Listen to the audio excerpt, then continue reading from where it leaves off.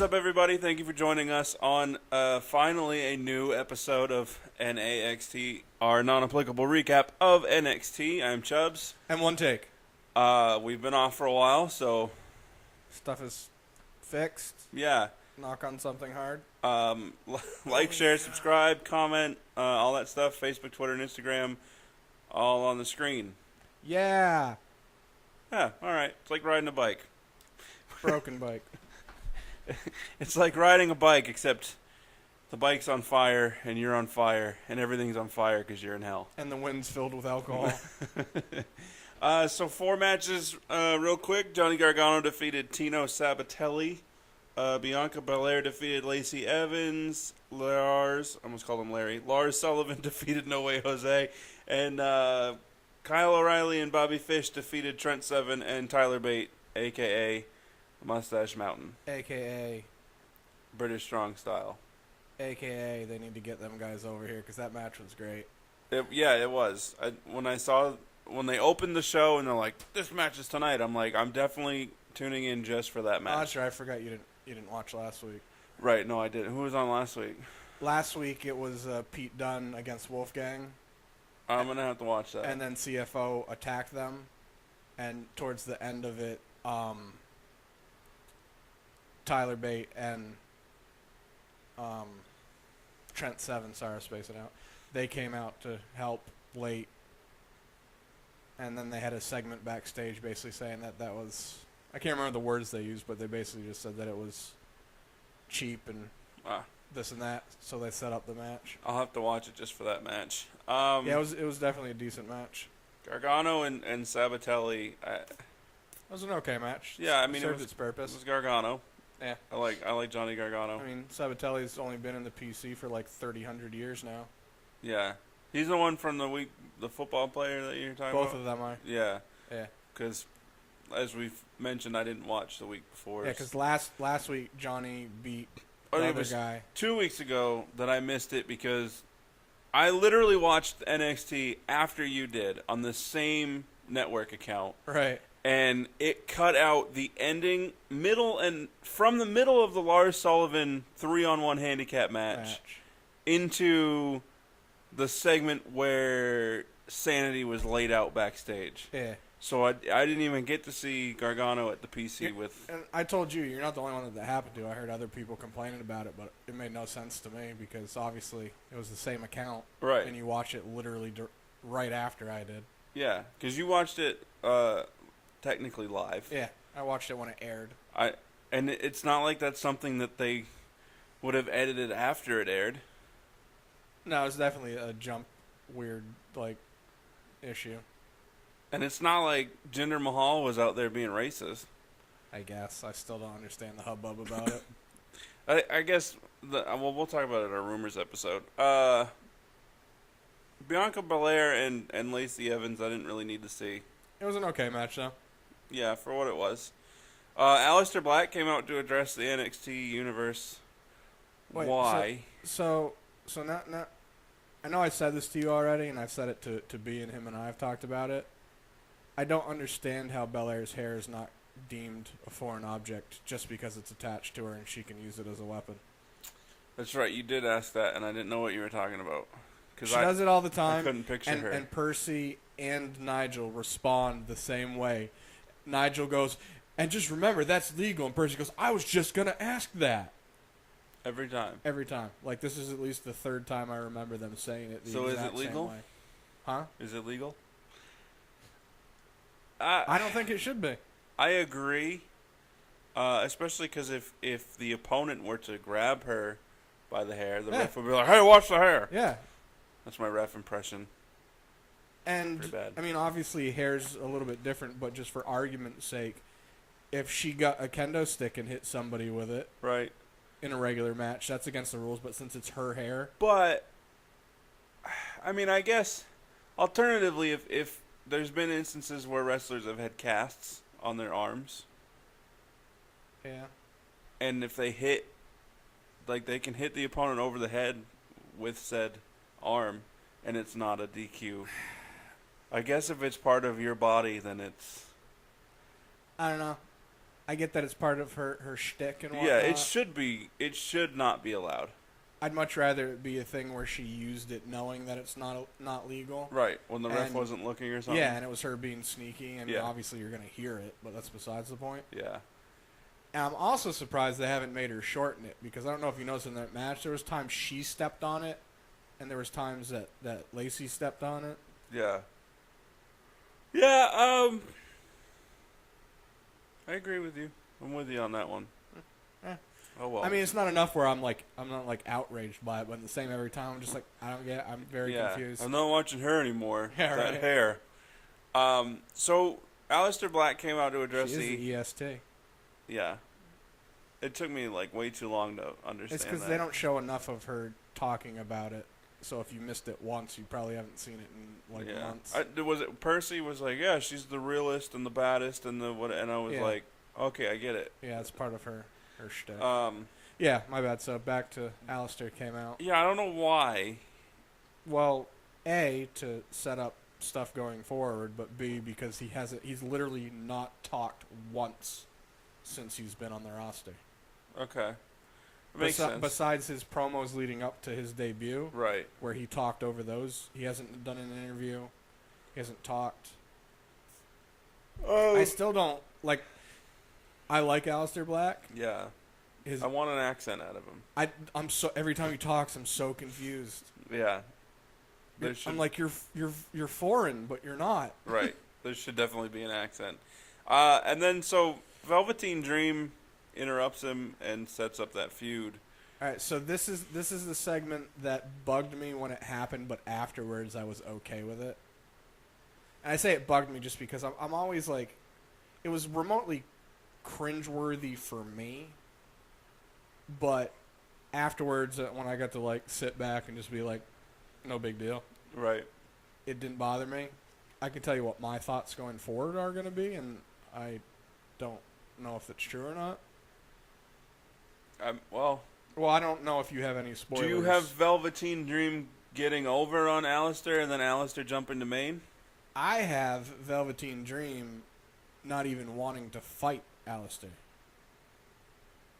If you listen and think about what he said, he was out there almost like as a help. I want to help Aleister. Yeah. Like he needs to see the light. He's too dark and damaged. Like his whole thing was out there like he wanted to help Aleister, not get in a fight with him.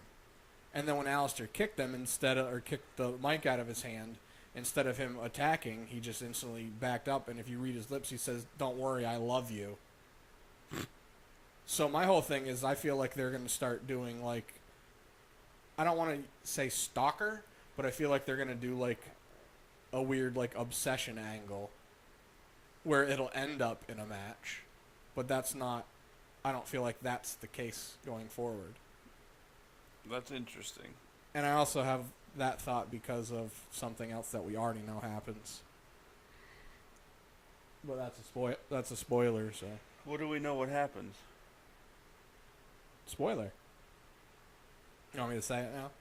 Yeah, because I have no idea what you're talking about. So in case you're listening, there's going to be a spoiler. For the next, 10 seconds. 3, 2, 1. Go. When Lio Rush debuts, it's supposed to be against Aleister, and VD comes out and attacks him, and then they have a match. That's right. Okay. So it makes me feel like he's trying to protect and help Aleister in his mind. I feel like it's going to be their version of Mickie James and Trish back in the day, except the guy version. Yeah, but Velveteen can't do anything to look like Aleister because Mickie started ripping off. No, I just mean as far as like the like attachment angle type deal, not as far as the weird. A bit, but it's I mean weirder than Trish and Mickie. Oh, definitely. But I feel like just what he said, the way he acted, and reading his lips as he was leaving the ring during the Aleister segment, that's just what my brain went with. As far as your spoiler, and I won't repeat it, but I feel like that's a weird first match. Well, it's not quite as weird because those two, people know this information. They were tag team partners. Were they? Yeah, and they both came up in the same independents together. And they were tag team partners for a while. Like, they're actually friends in real life. Not that long ago, right? Because A couple years ago. The Like 2. the ladder mentioned is we're very young. Yeah, like 2 years ago. Oh, I still Yeah, because image wise for me to see them fighting each other is weird. yeah. No, I get you. Okay. When is that happening? I don't. Obviously, it's already been taped, but I thought it was going to be this week. So I don't know. Maybe next week. It would make sense for it to happen next week if they're going to continue the story. Yeah, but the way NXT goes, I could see it in 2 weeks Yeah. because they do Yeah. staggering storylines. All right. Well, cool. I don't know. That's just my thought. I completely forgot about him, Yeah. and now I'm even more excited for NXT. Yeah. Like, between Adam Cole, BATE, Kyle O'Reilly, Bobby Fish, and this other one, Yeah. super excited. So it was That's funny. why when you said you didn't watch the last 2 weeks, in my head I was like, why? NXT is what makes WWE still good. Yeah, I forgot. Dude, even 205 Live, I've still been consistently watching it. It's been so much better. I'll have to try to get into that. It's hard to because I know that we both watch Raw, and it's longer than SmackDown. But after SmackDown's done, I'm like, I don't want to watch another hour worth of wrestling. Right. But I've been making myself. Okay. So when ALEISTER hit the black mass just on the hand, The hand mass. yeah, the first time I saw it, I saw it on Facebook Thursday. Oh yeah. So I saw it and I was like, well, way to no sell the black mass. And then it happened and I was like, I'm still really? And then I was like, oh, he hit his hand. Duh. But no, like watching it on Facebook when it happened, I was like, he just no sold the black mass. I can see watching that with you and going, that's stupid. And then just watch the realization fall over my face that as I'm understanding it. Yeah, it was like it'd be one of those proud parent moments when your kid actually gets something. I would assume. But you're I the don't have person kids. that when you get it, you just feel like more of an idiot. Yeah. I was like, well, I'm dumb. Oh well. Lars Sullivan and No Way Jose. No way, Jose. It's funny. I'm not a fan of No Way Jose I don't dislike him. at all. And then, but when they recapped what happened 2 weeks ago, which cut out for me when he came down to the ring after the 3-on-1 handicap match, I gained a little respect for him. I mean, I understand, like, you're like, meh, whatever, No Way Jose. I like him. I don't care for his music, but it's still catchy. His whole gimmick is like a GFW gimmick to me. Except better done because even the production value of it, just all together, it's... I get your point, but, like, anytime I watch anything GFW, I'm just like, oh, am I watching a C-rated? Yeah. No, it's not even a low enough letter. He's like Grado, but better. Yeah. I don't know. It doesn't bug me. The fans like him. Yeah. He's decent in the ring. I mean, I knew he was going to lose to Lars. What's the point of Lars? I'm still confused on why they decided to start making him do tag team matches. Why couldn't you just build him up as a strong, independent guy that just beat up 2 and 3 people at a time? I mean, Yeah. That's what they did with Braun. Right.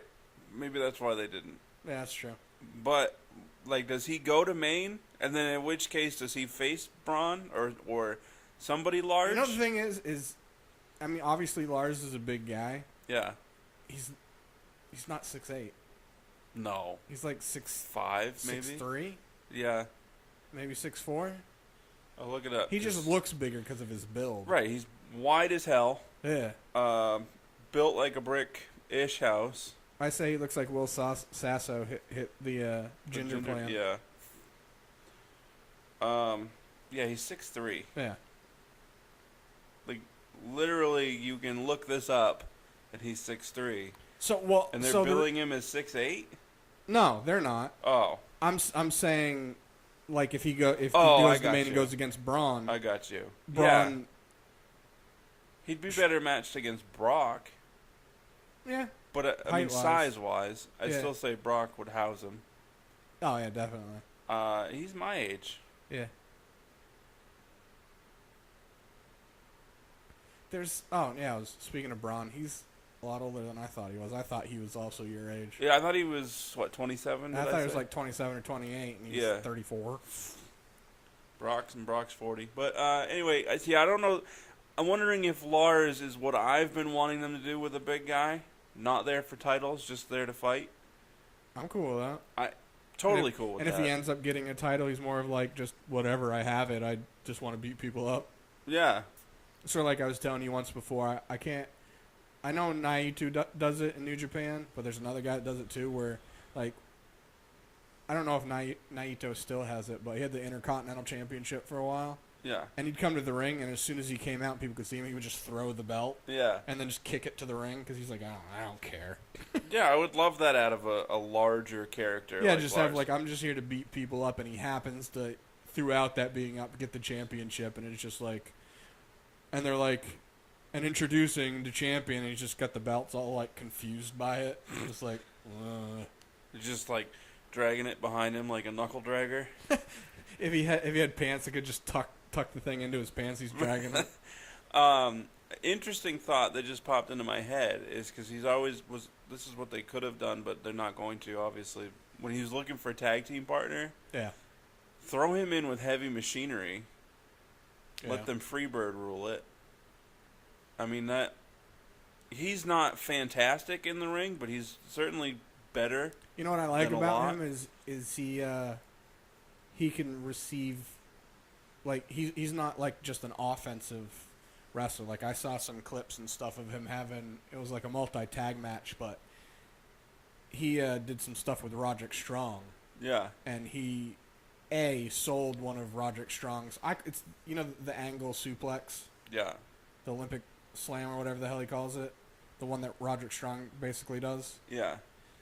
He did that to Lars Sullivan, and it was awesome. Yeah. It looked great because, I mean, he's a big, strong guy that can also help the person big, strong man. Big, strong man. Yeah, I mean, if he joined Heavy Machinery or... What if that ends up being his gimmick where he's just a lonely guy looking for friends and just his temper takes over. Right. So somebody's having a tag match and he decides he wants to be part of it and he comes out dressed kind of like them, but it's like bootlegged. He just jumps up on the apron like, tag me. It's all bootlegged. Yeah. That would actually be kind of funny to see. But yeah, I don't expect them to go full push of Lars to the top of the company. Nah. And I'm okay with it. Nah, he looks like he could be a decent mid-card guy. Yeah. I'd like to see him and Rusev fight. Yeah. That'd be cool. Be all right. Right, so you didn't watch last week. You didn't get to see the Ruby Riott, Nikki Cross stuff then, did you? No. You saw about it, though? No. Don't tell me. I'll watch. Oh, you're going to watch it? Yeah. Okay. It's worth it. Just for Pete Dunne. Yeah, it was a great match. And Ruby Riott. I don't know why, but I like me some Adam Cole, baby. Wolfgang! Oh. Well, yeah, they're there, too, though. I like me some Ruby Riott for some reason. I don't even want to talk about it. Because you shouldn't. Like, I'm not saying you shouldn't talk about it, but, like, I feel like looking at Ruby Riott, it's like, okay, I'm sure she's somebody's cup of tea. But then there's, like, more and more people coming out that are like, it's my cup of tea. Well, she seems like a really cool chick, like outside of wrestling. And I know this is going to sound weird. She's got really nice teeth. She's just built weird. Yeah, she's got a little bit of an odd shape to her. And the outfit doesn't help where only one leg is exposed. And she's a little bit too broad-shouldered. Her shoulders are like Bailey's hips. Yeah. Wider than they should be on her frame. Yeah. Like she's just built weird, but I mean, she's attractive. Yeah. Yeah. There's something there. I also feel like her head's too big for her frame too. Probably. So O'Reilly and Fish. This is their first match as a tag team together in NXT.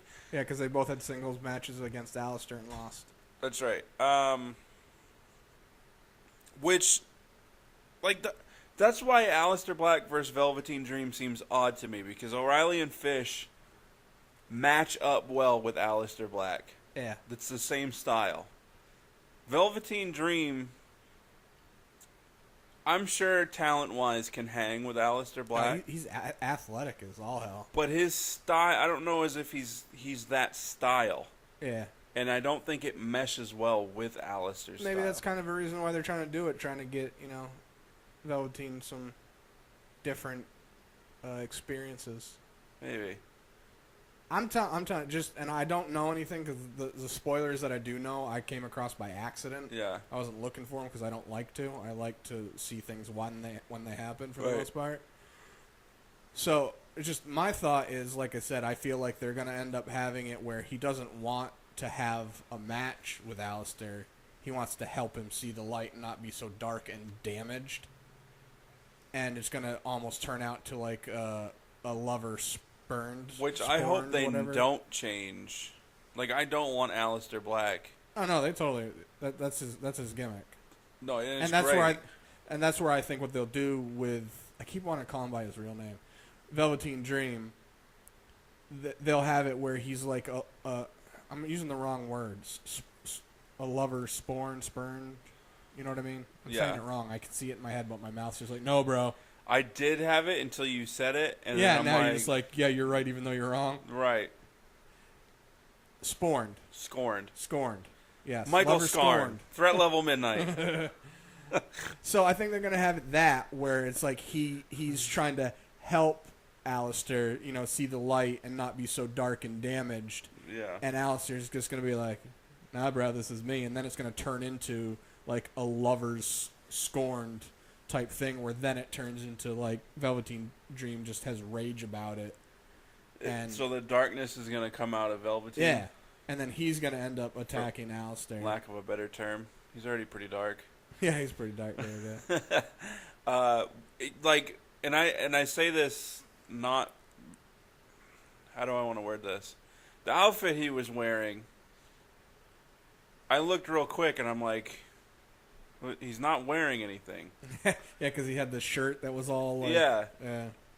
But anyway, I will say this is the first thing they've done with Velveteen Dream where I'm at least intrigued to see what's going to happen going forward. When he got down on the ground and got in Aleister, I almost called him Tommy. Got in Aleister's face. Aleister N's face. I wanted to see Aleister kind of like back away a little bit.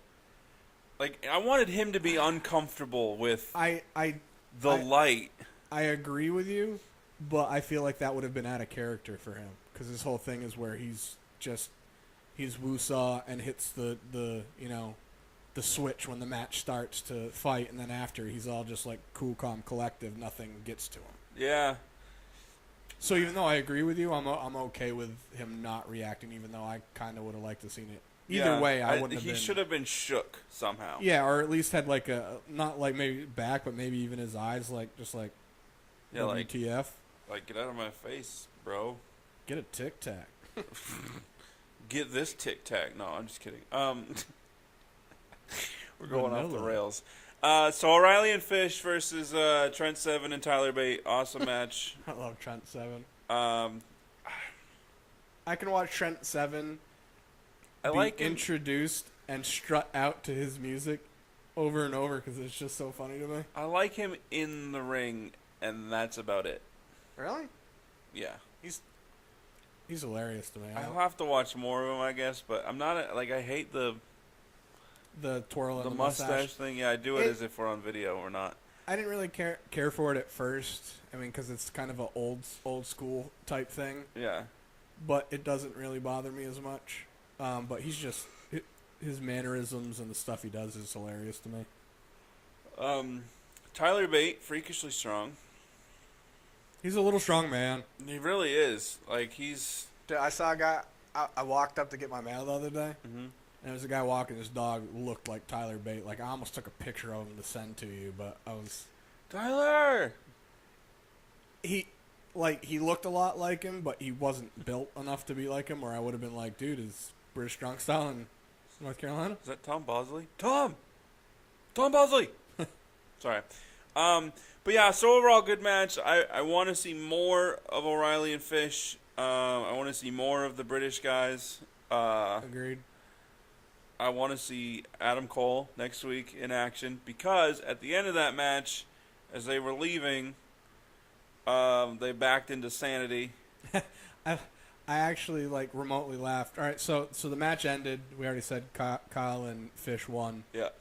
With some tomfoolery from Cole, which that's gonna happen. That's why there's 3 of them, and they're the heels. Yes. And then Drew McIntyre came out. I just laughed because he's wearing regular pants, regular shoes, no shirt, and he's growing all his like body hair out. Yeah. He is a beast. Dude, he looks like he got more. He looked like he lost weight. Like he looks like he thinned a little bit and toned more. Like than he got last cut. time I saw him. Yeah. Yeah. I mean, it's from his early days in WWE to now. Yeah, where he was in shape. But Yeah, now he was like Big Cass without the gynecomastia. without the man boobs. Yeah. Yeah, but now he's just he's like toned everything. Right. So the one of the podcasts I listened to, Going in Raw, they were saying Steve says he's like I don't know what it is with Drew McIntyre, but he came out, his regular clothes, no shirt. I think he made me pregnant. He's like, oh, look at that. Now I'm pregnant with a McIntyre baby. All right. I just laughed so hard. Yeah, it was weird that he just didn't have a shirt on. Yeah, it was. Oh, well. Come prepared to fight. But yeah, so Sanity. So it's going to be Eric Young versus Adam Cole next week. Right. And obviously the Sanity will be ringside probably. Yeah. And so will Yes. FO. I don't know. That's going to be a decent match because it's Adam Cole. And Eric Young. It's really going to depend. I mean, Eric Young's great. I'm worried about the people that don't know too much about Adam Cole being let down. Adam Cole is what I would call a ring general. Like, he's not flashy. Yeah. He's great at doing the story parts of the matches where he's in his spots smaller perfectly. version of Bobby Roode. Yeah. A little bit more in the ring entertaining, I would say. Yeah. A little less glorious outside of the ring. A little more flashy inside. Yeah. With like a twist of comedic action. I'm curious to see if they're gonna let him keep his finisher. What is his finisher? The one where he bounces off the top rope, spins, and it's like technically the pile driver thing. Oh, no. It's not really the way he does it. Like, they land on him. It's just meant to. I'm gonna bet no. I could be wrong. I mean, it is NXT. I think his finisher will probably just be a super kick. I don't want it. I don't either. I mean, if he does it randomly throughout matches. I mean, he has a good super kick, but I mean, Yeah. who doesn't? I mean, Ellsworth has a good super kick. You know what I mean? Yeah. Super kick party. Super kick. That gets stuck in my head all the time. But anyway, I am excited, reinvigorated for watching NXT. I think probably because we had to take the time off because of the computer issues. My brain was like, you don't even need to watch NXT, so don't. Yeah, I was still taking notes for stuff up until like I didn't this week for Raw and SmackDown. Yeah. But I was still taking notes because we were still trying to figure out what's going on. Last notes I took were for Raw from 9/11. It was nice to be able to watch Raw and SmackDown and eat at the same time. Yeah. I don't really have anything else. I still want NXT to be live, and I still want it to be 2 hours. That hasn't changed in our time off. Yeah, I'd still like them to add a mid-card belt. Yep. Even if you, scrap the UK television show for now. Let the UK Championship be the NXT UK Championship. I mean, I'd rather them just go live and have a TV championship. it'd be like the European title, where as long as you have European descent, which is everybody, you're eligible. Yeah, I mean, I guess. I kind of like it sticking with the UK guys.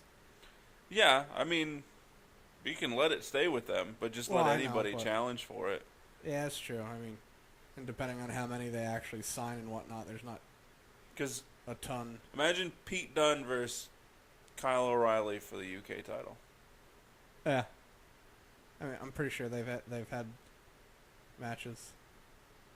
I mean, we haven't seen them, but Right. But yeah, no, I we've said for ever now that there should be a TV title. Everything's so super saturated. Raw's heavyweight title, the Universal title, is still super saturated, even though it's just one-on-one right now for it.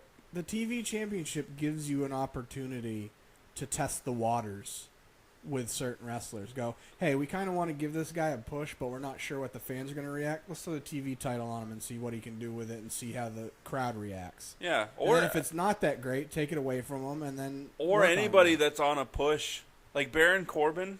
Yeah. I mean, Goldberg, for example, in WCW became WCW television title holder first. Right. Was great with it. And then still had it when he won the heavyweight championship. Yeah. There's no reason why people can't hold both. Yeah. Anybody can hold the TV title. You and I have said numerous times, even though there's plenty of feuds that don't need a championship to have, like Cena and Roman right now. Right. That doesn't need a championship to be. To me, right now, where it is. Right now, no. It holds the same amount of value to me wanting to watch it, whether or not a championship was involved. Although, say, for example, John Cena was holding the WWE Heavyweight Championship for SmackDown. For the 17th time? For the 17th time. Going into, say this wasn't happening at No Mercy. Going into WrestleMania. Right. Add that promo material. Oh, no, it would be an even bigger spectacle altogether. You're right. For right now, doesn't need it. Right. If it was then, hell yeah. But in the same, there are other times where you have guys where they're in a feud that it just feels random, like there's no point behind it. Yeah. Where if it were for a championship, you could at least go, well, they're fighting because they want so-and-so wants the belt, and this guy has it, so that's... Enzo and Neville. Yeah. Like, that would be a pointless feud without the championship involved. Right. Yeah. Just no way on this earth should Enzo beat Neville. I don't want to talk about it. I'll talk about that in the No Mercy. Okay. Yeah, as we drift away from NXT. Yeah. Anyway, as we said... Wait, we said how Sanity... I forgot what we were saying. Yeah, Sanity attacked CFO. Put him back in the ring. Cole Fish and O'Reilly. Is that what... Well, they're CFO, the Undisputed Era. Oh, that's right. I forgot that I thought... I'm an idiot. I saw the shirts. Yeah. And it's an Undisputed Era. And I thought CFO... I thought they were just going to be... how do I want to word this? I thought that was Adam Cole's shirt, and he was the CFO of the group. Right. So you were thinking it was actually like a title? Yeah. Opposed to their initials? Yes. Yeah. But now I get it for Cole Fish and O'Reilly. If it makes you feel any better, when I first saw this shirt, I was like, why would he be the CFO? I was like, it's their initials. Yeah, okay, cool. It wasn't me. I'm like, yeah, they don't really need a chief financial officer. For real. Even though he's been dressed like one. Yeah. I hope his music kicks off with Adam Cole, baby. That's all I want. I want to hear it. That's all. I want to hear it. I'm weird. I'm way too excited for Adam Cole. I have been, dude. I geeked out so much when he was at TakeOver, and I knew it was coming. But anyway, like, share, subscribe, comment, what have you. Yeah, talk with us now that we're back. Although Oh, yeah? may or may not need to take like another week off here in the future with the whole moving and stuff. At least with my part, because I'm going to move first. Yeah. And not going to lie, I don't want to drive out here. Well, we can do it over stream. Okay. Well, if I don't have internet by then? We'll work it out. We'll figure it out. I'll figure something out. Worst comes to worst, I'll drag my ass out here. But anyway, all that stuff, social media, Facebook, Twitter, Instagram, blah, blah, blah. Deuces. Double deuces.